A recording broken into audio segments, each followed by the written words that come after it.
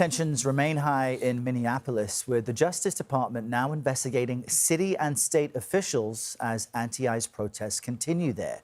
In a statement, Minnesota Governor Tim Walz said, quote, "The only person not being investigated for the shooting of Renee Good is the federal agent who shot her," end quote.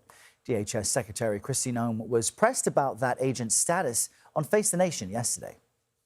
Let me talk to you about the officer, Jonathan Ross. He was struck. He was hospitalized. Well, don't say his name. I mean, for heaven's sakes, we shouldn't have people continue to dox law enforcement when they have an 8,000% increase in death threats against them.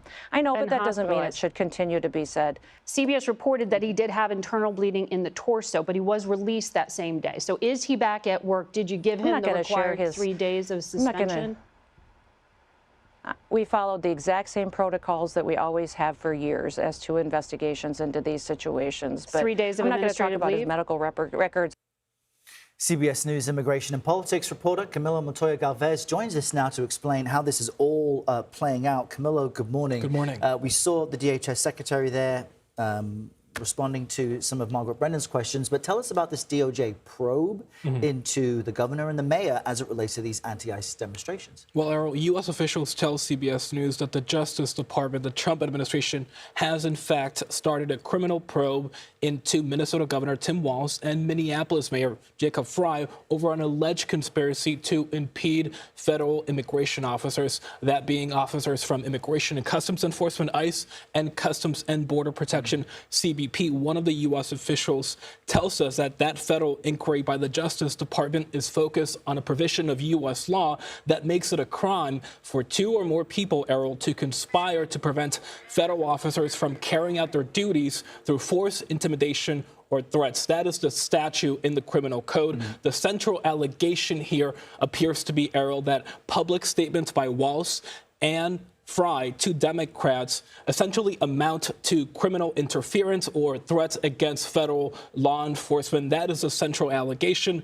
Walz and Frey, of course, have strongly denounced and condemned that massive federal deployment of ICE and Border Patrol agents to the Twin Cities region, accusing federal agents of creating chaos and undermining public safety. Let's take a listen to how Frey responded to news of the investigation.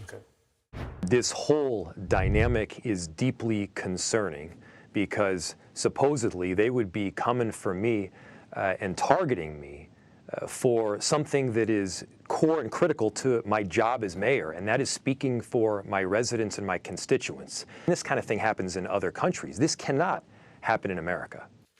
We have to underscore, Errol, that Frey and Walz have said repeatedly that protesters in Minneapolis should remain peaceful.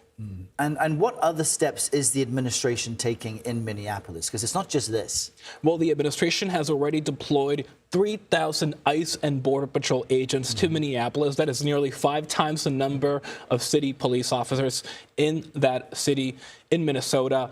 We are told also by U.S. officials that Customs and Border Protection and ICE is considering deploying additional federal agents to that region. That is already the largest DHS operation in the department's history. We are also told by a U.S. official, Errol, that 1,500 active duty soldiers in Alaska are on standby to potentially be deployed to Minneapolis. And we will keep watching all of that very closely. Camilo, thank you very much for those updates.